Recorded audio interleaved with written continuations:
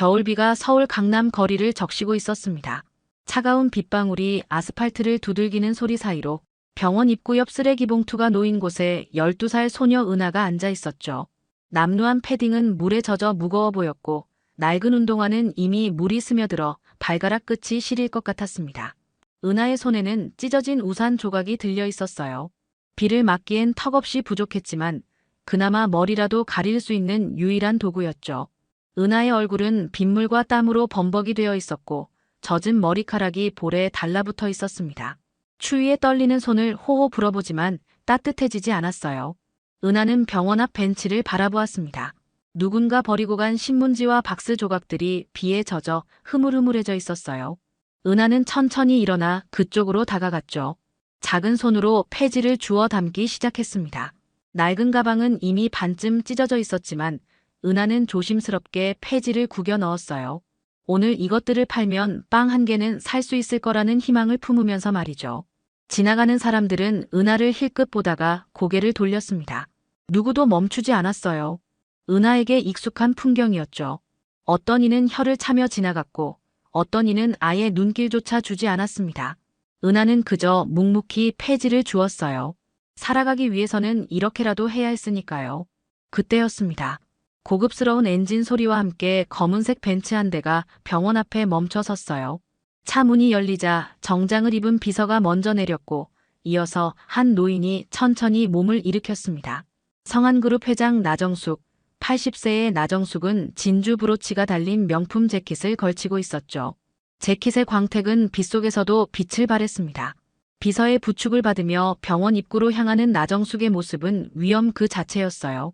경호원들이 주변을 경계하며 따라붙었고 우산을 받쳐든 또 다른 직원이 나정숙의 머리 위를 조심스럽게 가렸죠. 주변 사람들은 모두 길을 비켜주었습니다. 성한그룹 회장의 위세는 그 정도였어요. 나정숙은 은하의 옆을 지나갔습니다. 그 순간 은하의 모습을 본 나정숙은 손수건을 꺼내 코를 막았어요. 얼굴을 찡그리며 비서에게 말했죠. 이런 애들은 왜 병원 앞에 앉아 있는 거야? 보기 흉하잖아. 비서는 재빨리 고개를 숙이며 대답했습니다. 곧 치우겠습니다, 회장님. 나정숙은 눈살을 찌푸리며 고개를 저었어요. 은하는 그 말을 듣고 고개를 더욱 숙였습니다. 익숙한 말이었어요. 사람들은 늘 은하를 그렇게 대했죠. 보기 흉한 존재, 치워야 할 쓰레기처럼 취급받는 게 일상이었습니다. 은하의 작은 어깨가 미세하게 떨렸지만 아무도 그것을 알아차리지 못했어요. 비서는 잠시 전화를 받으며 자리를 비웠고 나정숙은 경호원과 함께 병원 입구 쪽으로 천천히 걸어갔죠. 은하는 여전히 고개를 숙인 채 폐지를 주워 담고 있었습니다. 그러다 문득 고개를 들었어요. 나정숙의 뒷모습이 눈에 들어왔죠. 그리고 은하의 코끝이 미세하게 떨리기 시작했습니다. 무언가 이상한 냄새가 코를 찔렀어요. 은하의 눈이 커졌습니다. 그 냄새, 분명히 맡아본 적이 있는 냄새였죠. 은하의 얼굴이 창백해졌습니다. 그 냄새는 은하가 평생 잊을 수 없는 냄새였어요. 태우는 듯한 쓰라린 화학약품 같은 그 냄새. 은하의 심장이 빠르게 뛰기 시작했죠. 아빠가 돌아가시던 그날 공장에서 풍겨왔던 바로 그 냄새였습니다. 은하는 주저없이 일어섰어요. 폐지 가방을 내던지고 나정숙을 향해 달려갔죠. 경호원들이 가로막았지만 은하는 멈추지 않았습니다. 작은 몸으로 필사적으로 앞으로 나아가려 했어요. 경호원의 팔을 빠져나가려 발버둥쳤죠. 할머니, 그 옷 지금 벗으세요. 빨리요. 은하의 목소리는 절박했습니다. 나정숙은 굳은 표정으로 돌아보았어요. 비서도 놀란 얼굴로 은하를 바라봤죠. 나정숙의 눈빛은 차갑게 식어 있었습니다. 무례한 아이를 보는 눈빛이었어요. 뭐라고? 이 옷이 얼마짜린데 감히. 나정숙의 목소리는 차갑고 날카로웠습니다. 하지만 은하는 물러서지 않았어요. 눈물이 핑 돌며 목소리가 떨렸죠. 은하의 두 손은 주먹을 쥔 채 떨리고 있었습니다. 온몸이 공포로 얼어붙었지만 입은 멈추지 않았어요. 안에서 냄새 나요. 이상한 냄새요. 타는 냄새. 은하는 울먹이며 다가가려 했지만 경호원이 팔을 잡아 막아섰습니다. 은하의 작은 몸이 휘청거렸어요. 그래도 은하는 포기하지 않았죠. 있는 힘껏 소리쳤습니다. 목이 쉴 정도로 크게 외쳤어요. 주변 사람들의 시선이 모두 은하에게 쏠렸습니다. 제발요. 그 옷 안에 뭔가 있어요. 위험해요. 나정숙은 불쾌한 듯 손을 내저었습니다. 비서가 은하를 밀어냈어요. 경호원의 힘에 밀려 은하는 뒤로 비틀거렸죠. 발이 꼬여 균형을 잃었습니다. 저리 비켜. 애가 미쳤나? 나정숙은 고개를 저으며 병원 안으로 들어갔습니다. 경호원들이 은하를 더욱 멀리 밀어냈죠. 은하는 바닥에 넘어졌지만 끝까지 소리쳤어요. 목청이 터져라 외쳤습니다. 손바닥이 젖은 아스팔트에 찍혔지만 개의치 않았어요. 그 옷 안에 불이 나요. 제발요. 벗으세요. 주변 사람들이 수군거리기 시작했습니다. 누군가 비웃으며 말했죠. 요즘 애들은 관심 끌려고 별짓을 다 하네. 돈 달라고 저러는 거 아니야? 불쌍한 척하면서. 저런 애들 병원 앞에 있으면 안 되는데. 환자들 놀라잖아. 정말 보기 민망하네. 누가 좀 데려가지. 저러니까 거지 신세를 못 벗어나는 거지. 사람들의 시선이 따가웠습니다. 은하는 바닥에 주저앉아 눈물을 흘렸어요. 떨리는 손으로 무릎을 감싸 안았죠. 아무도 은하의 말을 믿지 않았습니다. 아무도 귀 기울이지 않았어요. 은하는 작은 목소리로 중얼거렸습니다. 아빠 그때도 이랬잖아요. 아무도 안 믿어줬잖아요. 은하의 눈에서 눈물이 뚝뚝 떨어졌습니다. 비는 여전히 내리고 있었고 은하의 몸은 추위와 두려움으로 떨렸어요. 병원 입구는 이미 닫혀 있었고 나정숙의 모습은 보이지 않았습니다. 은하는 무력하게 고개를 떨구었죠. 하지만 마음속 깊은 곳에서는 여전히 불안감이 맴돌았습니다. 그 냄새가 의미하는 것을 은하는 너무나 잘 알고 있었으니까요. 위험이 다가오고 있다는 것을, 무언가 끔찍한 일이 일어날 거라는 것을 은하는 느끼고 있었습니다. 은하는 떨리는 손으로 주머니 속 낡은 사진 한 장을 만졌어요. 아빠의 사진이었습니다. 사진 속 아빠는 환하게 웃고 계셨죠. 은하는 사진을 꼭 쥐며 흐느꼈습니다. 그리고 병원 입구를 바라보았어요. 병원 안, 나정숙은 엘리베이터를 향해 걸어가고 있었습니다. 비서와 경호원이 양옆에서 호위했죠. 나정숙은 여전히 불쾌한 표정을 지우지 못하고 있었어요. 방금 전 그 거지 아이의 모습이 자꾸만 떠올랐습니다. 무례하고 버릇없는 아이라고 생각했죠. 하지만 묘하게 마음 한구석이 불편했어요. 아이의 절박했던 목소리가 귓가에 맴돌았습니다. 비서, 저 아이 누가 좀 처리하게. 네, 회장님. 이미 경비에게 연락했습니다. 엘리베이터 문이 열렸습니다. 나정숙이 안으로 들어서자 비서가 7층 버튼을 눌렀어요. 문이 천천히 닫히기 시작했죠. 나정숙은 깊은 한숨을 내쉬었습니다. 오늘도 정기검진을 받아야 했어요. 80살의 몸은 예전 같지 않았죠. 하지만 회사는 여전히 나정숙의 손에 달려 있었습니다. 쉴 수 없는 자리였어요. 엘리베이터가 상승하기 시작했어요. 그런데 갑자기 나정숙의 호흡이 가빠졌습니다. 가슴이 답답하고 숨이 제대로 쉬어지지 않았어요. 나정숙은 재킷 단추를 풀려 했지만 손에 힘이 들어가지 않았죠. 심장이 두근거렸습니다. 왜 이렇게 숨이 답답하지? 비서가 놀라 나정숙을 부축했습니다. 경호원도 긴장한 표정으로 다가왔어요. 그 순간이었습니다. 재킷 안쪽 주머니에서 치익 타는 소리와 함께 연기가 피어오르기 시작했죠. 작은 불꽃이 튀었습니다. 비서가 비명을 질렀어요. 회장님, 옷에서 불이 나요. 비서는 재빨리 나정숙의 재킷을 벗기기 시작했습니다. 경호원도 함께 도왔죠. 재킷을 벗기자 안감에서 녹아내린 회로기판과 보조 배터리 조각이 바닥에 떨어졌어요. 타는 냄새가 엘리베이터 안을 가득 채웠습니다. 나정숙은 기침을 하며 주저앉았어요. 숨을 쉴 수가 없었죠. 연기가 폐 속으로 파고들었습니다. 눈앞이 흐려졌어요. 회장님, 정신 차리세요. 엘리베이터가 7층에 도착했습니다. 문이 열리자 비서가 소리쳤어요. 사람 살려요. 의사 선생님. 복도에 있던 의료진들이 급히 달려왔습니다. 나정숙은 이미 의식이 흐려진 상태였어요. 의사가 나정숙의 맥박을 재며 급하게 지시했죠. 응급실로. 빨리. 간호사들이 들것을 가져왔고 나정숙을 급히 옮겼습니다. 의사가 재킷 잔해를 보며 중얼거렸어요. 이게 대체 뭐죠? 비서는 떨리는 목소리로 대답했습니다. 옷 안에서 불이 났어요. 갑자기요. 의사는 심각한 표정을 지었습니다. 나정숙의 상태를 확인하며 고개를 저었어요. 조금만 늦었으면 연기 흡입으로 심정지였습니다. 나정숙은 응급실로 실려갔어요. 의료진이 분주하게 움직였죠. 산소 마스크가 나정숙의 얼굴에 씌워졌고 각종 모니터가 연결되었습니다. 심전도 기계가 삐삐 소리를 냈어요. 비서는 복도에 주저앉아 눈물을 흘렸습니다. 경호원은 즉시 경찰에 신고 전화를 걸었죠.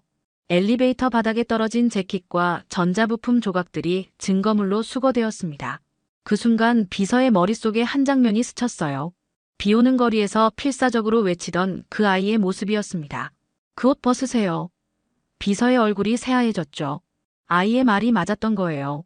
비서는 자책감에 고개를 떨어뜨렸습니다. 몇 시간 뒤 경찰이 병원에 도착했습니다. 형사 2명이 응급실 앞 복도에서 비서와 경호원을 만났어요. 비서는 여전히 눈이 충혈된 채로 앉아 있었죠. 경호원은 긴장한 얼굴로 형사들에게 상황을 설명하기 시작했습니다. 회장님 재킷 안에서 갑자기 불이 났습니다. 전자부품 같은 게 폭발했어요. 형사는 증거봉투에 담긴 재킷 잔해를 살폈습니다. 녹아내린 회로 기판과 배터리 조각이 선명했죠. 형사가 심각한 표정으로 고개를 끄덕였어요. 이건 명백한 살인 미수입니다. 누가 회장님 옷을 만졌습니까? 경호원이 잠시 생각에 잠겼습니다. 그리고 무언가 떠올랐다는 듯 입을 열었죠. 어제 새로운 수리공이 옷수선 맡았었습니다. 회장님께서 재킷 단추가 헐거워졌다고 하셔서요. 그 수리공, 신원 확인했습니까? 회사 출입증을 제시했고 협력업체 소속이라고 했습니다. 형사는 즉시 수첩에 메모했어요. 그리고 병원 보안팀에 CCTV 확인을 요청했죠. 보안 요원이 모니터를 켜자 어제 오후 화면이 재생되었습니다. 수리공 복장을 한 남성이 나정숙의 옷을 들고 복도를 걷는 모습이 보였어요. 남성은 주변을 살피며 조심스럽게 움직였죠. 그리고 구석진 곳에서 재킷 안쪽 주머니에 작은 전자부품을 넣는 모습까지 선명하게 찍혀 있었습니다. 저겁니다. 저 남자예요. 경호원이 화면을 가리키며 소리쳤습니다. 형사는 화면을 정지시키고 남성의 얼굴을 확대했어요. 30대 중반으로 보이는 남성이었죠. 형사가 사진을 찍어 본부에 전송했습니다. 신원조회에 들어갑니다. 이 사람 찾아야 해요. 비서가 떨리는 목소리로 말했습니다. 회장님은 괜찮으실까요? 의료진이 최선을 다하고 있습니다. 다행히 빨리 발견해서 생명은 건졌다고 하더군요. 형사의 말에 비서는 안도의 한숨을 내쉬었습니다. 그런데 문득 비서의 머릿속에 또다시 그 아이의 모습이 떠올랐어요. 필사적으로 소리치던 12살 소녀. 비서는 형사에게 조심스럽게 말했죠. 저 형사님, 사실 병원 앞에 한 아이가 있었습니다. 아이요? 네. 거지 아이였는데 회장님께 그 옷을 벗으라고 소리쳤어요. 위험하다고 불이 난다고요. 형사의 눈빛이 날카로워졌습니다. 다른 형사도 귀를 기울였어요. 그 아이가 어떻게 알았죠? 저희도 몰랐습니다. 그냥 미친 아이라고 생각했어요. 관심 끌려고 그러는 줄 알았죠. 형사는 고개를 끄덕이며 메모했습니다. 그 아이 어디 있습니까? 아마 아직 병원 앞에 있을 겁니다. 형사는 즉시 동료에게 지시했어요. 그들은 병원 밖으로 나갔죠. 하지만 비 오는 거리에 은하의 모습은 보이지 않았습니다. 형사가 주변을 둘러보다가 쓰레기 봉투 옆에 놓인 낡은 가방 하나를 발견했어요. 은하가 폐지를 담던 가방이었죠. 형사는 가방을 들어 올렸습니다. 이 아이 찾아야 합니다. 중요한 증인이에요. 그날 밤 뉴스 속보가 전국에 타전되었습니다. 앵커의 목소리가 엄숙하게 울려 퍼졌어요. 성한그룹 나정숙 회장, 재킷 내부 폭발 장치로 중상 테러 정황 수사 중. 화면에는 병원 앞 모습과 경찰 차량이 비쳤습니다. 사람들은 충격에 빠졌죠. 대한민국 최고 재벌 중 한 명이 테러를 당했다는 사실에 나라 전체가 술렁거렸습니다. 이틀 뒤 경찰서에 은하가 앉아 있었습니다.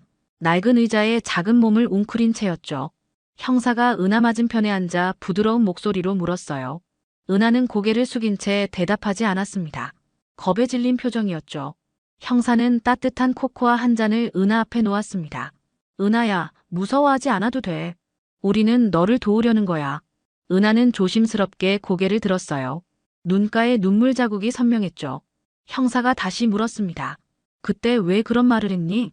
회장님께 옷을 벗으라고 말이야. 은하는 떨리는 손으로 코코아 잔을 잡았습니다. 한 모금 마시고 나서야 입을 열었어요. 저 그 냄새 알아요. 냄새? 네. 전에 우리 아빠가 그 냄새 맡고 죽었어요. 형사의 표정이 굳어졌습니다. 동료 형사도 놀란 얼굴로 은하를 바라봤어요. 은하는 눈물을 흘리며 계속 말했죠. 아빠는 성한그룹 협력업체 공장에서 일했어요. 2년 전 겨울이었어요. 형사는 재빨리 컴퓨터를 열어 기록을 검색했습니다. 2년 전 성한그룹 관련 사고 기록이 화면에 떴어요. 협력업체 공장 화재 사고, 사망자 3명. 그중 1명이 은하의 아버지였죠. 형사가 기록을 읽으며 중얼거렸습니다.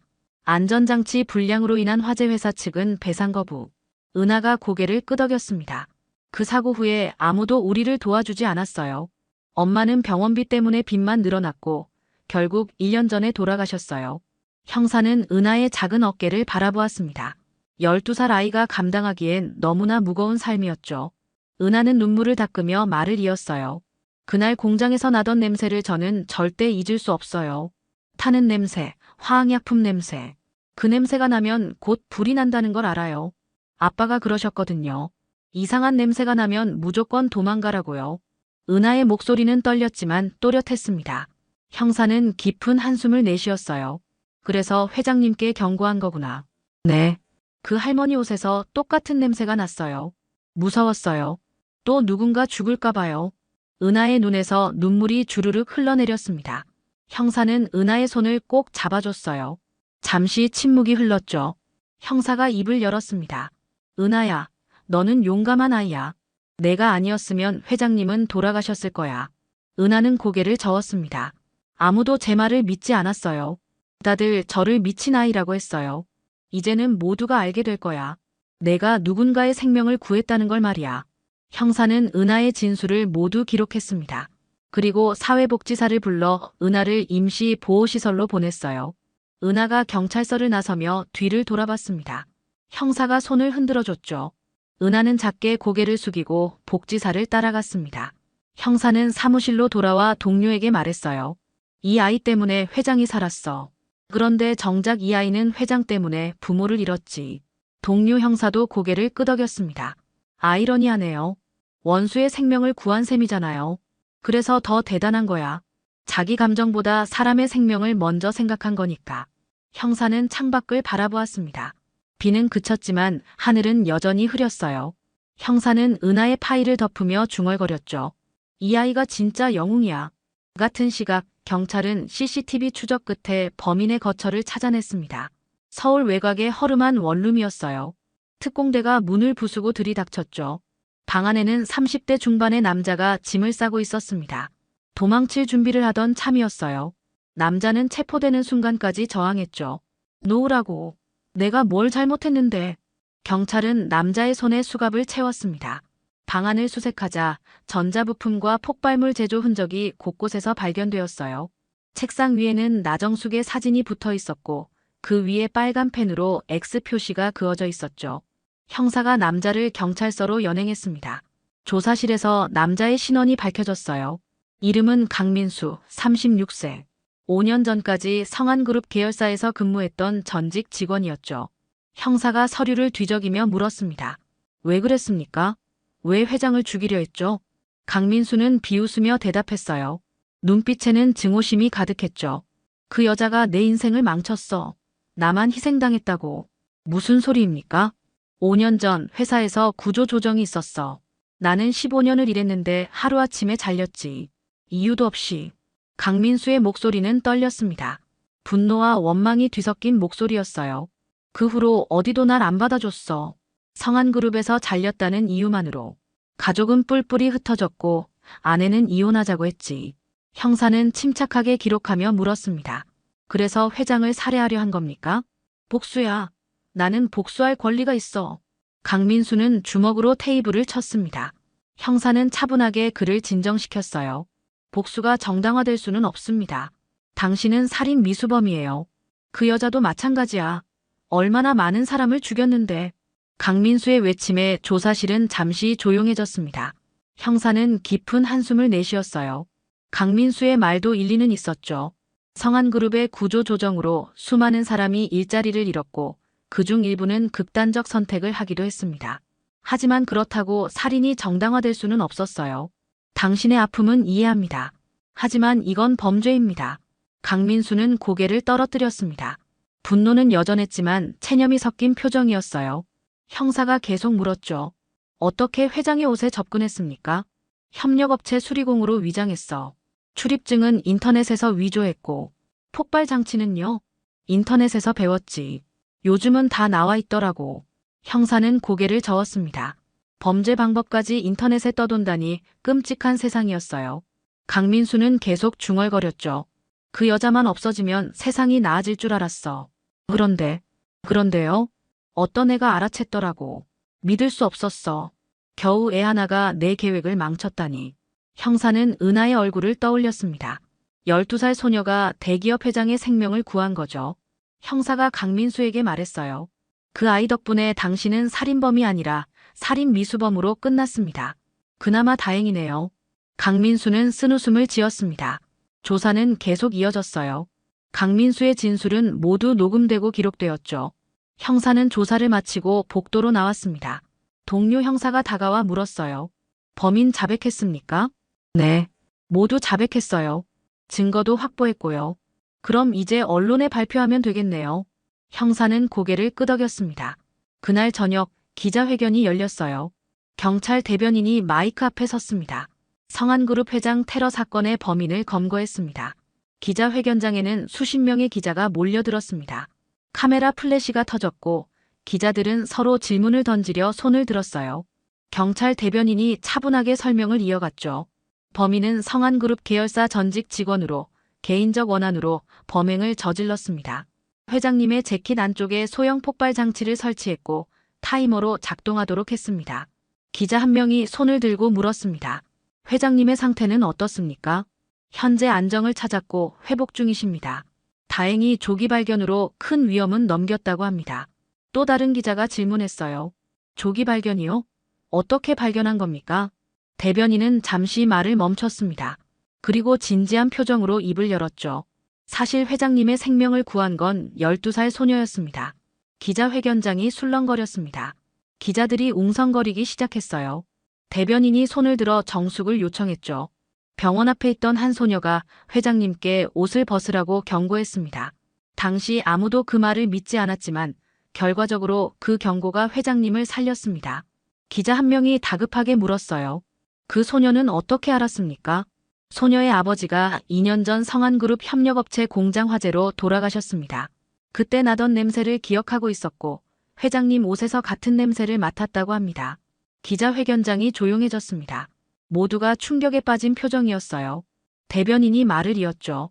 아이러니하게도 성한그룹 때문에 부모를 잃은 아이가 성한그룹 회장의 생명을 구한 겁니다. 기자들은 메모하기에 바빴습니다. 누군가 조심스럽게 물었어요. 그 소녀의 이름은 공개할 수 있습니까? 미성년자이기 때문에 신원은 보호됩니다. 하지만 우리는 이 소녀를 진정한 영웅이라고 생각합니다. 기자회견이 끝나자 뉴스는 일제히 이 이야기를 보도했습니다. 방송마다 특집으로 다뤘죠. 사람들은 충격과 감동에 빠졌습니다. 인터넷 댓글창은 순식간에 수천 개의 글로 채워졌어요. 12살 아이가 원수를 구하다니 대단하다. 우리 어른들이 부끄러워야 해. 아이만 못하잖아. 성한그룹은 이 아이에게 사죄해야 한다. 여론은 들끓었습니다. 성한그룹 본사 앞에는 시민단체가 모여 피켓을 들었어요.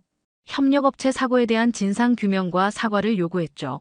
회사 주가도 흔들렸습니다. 한편 병원에서는 나정숙이 천천히 의식을 회복하고 있었습니다.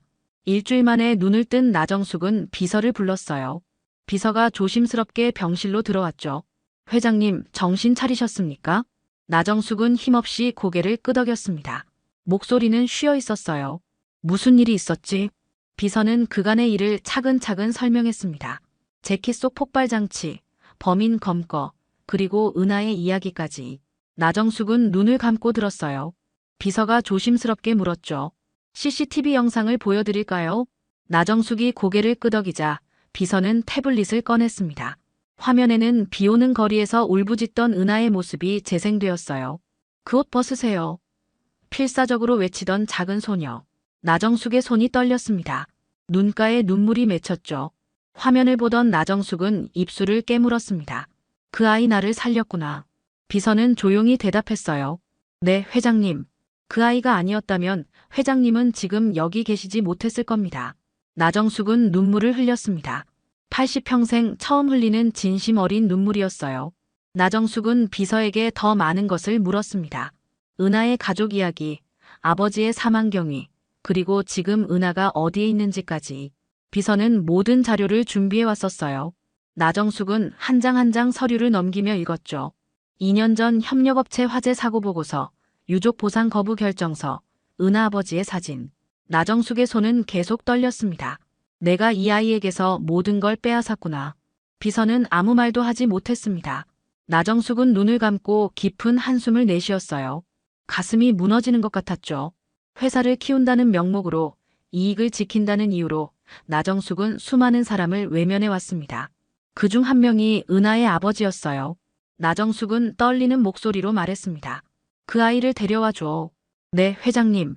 며칠 후 은하는 보호시설에서 병원으로 왔습니다. 복지사가 은하의 손을 잡고 복도를 걸었어요. 은하는 긴장한 얼굴로 주변을 두리번거렸죠. 병실 문 앞에 도착하자 복지사가 부드럽게 말했습니다. 은하야, 회장님께서 너를 만나고 싶어 하셔. 무서워하지 마. 은하는 고개를 끄덕였습니다. 하지만 마음은 복잡했어요. 아빠를 죽게 만든 회사의 회장을 만나야 한다니. 은하는 심호흡을 하고 문을 열었죠. 병실 안에는 휠체어에 앉은 나정숙이 창밖을 바라보고 있었습니다. 은하가 들어서자 나정숙은 천천히 고개를 돌렸어요. 두 사람의 눈이 마주쳤습니다. 나정숙의 눈에는 눈물이 가득했죠. 은하는 멈칫했지만 다가갔습니다. 나정숙은 무릎 위에 놓인 재킷을 들어올렸어요. 그날 은하가 벗으라고 했던 바로 그 재킷이었죠. 물론 깨끗하게 수선되어 있었습니다. 이 옷은 내가 지켜낸 생명이야. 나정숙의 목소리는 떨렸습니다. 은하는 고개를 숙였어요. 나정숙이 계속 말했죠. 그리고 나는 내 아버지의 죽음 앞에서 도망쳤던 죄인이야. 은하의 눈에서 눈물이 흘러내렸습니다. 나정숙은 휠체어에서 일어나려 애썼어요. 비서가 부축했지만 나정숙은 손을 저었죠. 천천히 고통스럽게 일어선 나정숙은 은하 앞에 무릎을 꿇었습니다. 은하가 깜짝 놀라 뒤로 물러섰어요. 할머니, 안 돼요. 은하야. 미안하다. 정말 미안해.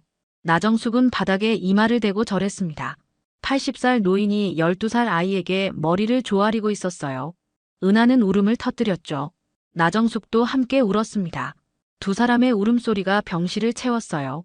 한참 후 나정숙은 떨리는 손으로 은하의 손을 잡았습니다. 앞으로 넌 내 보호자가 아니라 내 손녀로 살게 될 거야. 은하는 눈을 크게 떴습니다. 손녀요? 그래. 내가 지키지 못한 내 아버지 대신 이제 내가 너를 지킬 거야. 내가 원하지 않으면 억지로 하지 않을게. 하지만 나는 내가 필요해. 내 죄를 갚을 기회가 필요하거든. 은하는 나정숙의 손을 꼭 잡았습니다. 따뜻했어요. 오랜만에 느끼는 온기였죠. 은하는 고개를 끄덕였습니다. 할머니. 나정숙은 은하를 끌어안았습니다. 두 사람은 한참을 그렇게 울었어요. 비서와 복지사도 눈물을 훔쳤죠. 창밖으로 햇살이 비쳤습니다. 며칠 후 뉴스 헤드라인이 떴습니다. 12살 소녀, 재벌 회장 생명구의 의로운 시민상 수상. 시상식장에는 은하가 서 있었습니다. 새 교복을 입고 깨끗한 구두를 신은 채였어요. 더 이상 거지 소녀가 아니었죠. 경찰청장이 은하에게 상패를 건넸습니다. 은하 양의 용기와 선한 마음에 감사드립니다. 사람들이 박수를 쳤습니다. 은하는 수줍게 웃었어요. 객석에는 휠체어를 탄 나정숙이 앉아 있었죠. 나정숙은 환하게 웃으며 박수를 쳤습니다. 시상식이 끝나고 은하는 병원으로 향했습니다. 병원 앞 벤치인 예전에 폐지를 주었던 그곳에 잠시 멈춰 섰어요. 은하는 하늘을 올려다보았습니다. 아빠, 저 잘하고 있죠? 햇살이 은하의 얼굴을 비췄습니다. 따스했어요. 은하는 미소 지으며 병원 안으로 들어갔죠. 창가에서 나정숙이 손을 흔들고 있었습니다. 은하도 손을 흔들어 답했어요. 거지 소녀였던 아이는 이제 누군가의 생명을 구한 작은 영웅으로, 그리고 사랑받는 손녀로 새로운 삶을 시작하고 있었습니다.